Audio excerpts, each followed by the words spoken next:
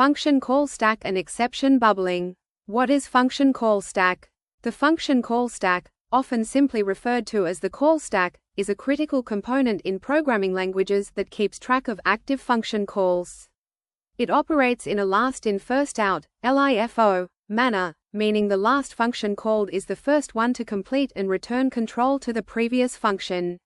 How are functions executed? A function in C needs memory for the following components: function arguments, values passed to the function; local variables, variables declared inside the function.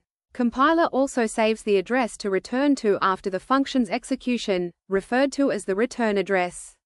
All the data related to a single function call is grouped together and stored in the call stack as a stack frame or activation record.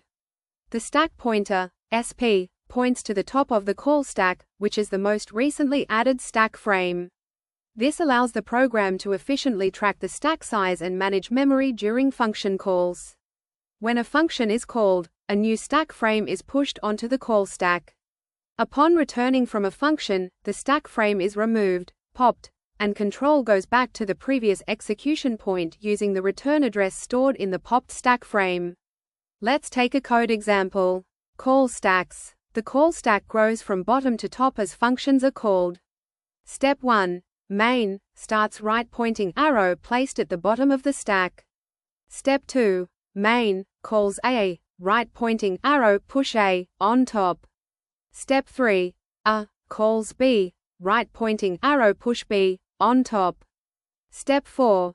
B calls C, right-pointing arrow push C, on top. Each new function call adds, pushes, a frame to the stack. Unwinding stacks. Stack unwinding. Function returns. When a function finishes, its frame is removed from the stack. Step 1. C finishes. Step 2.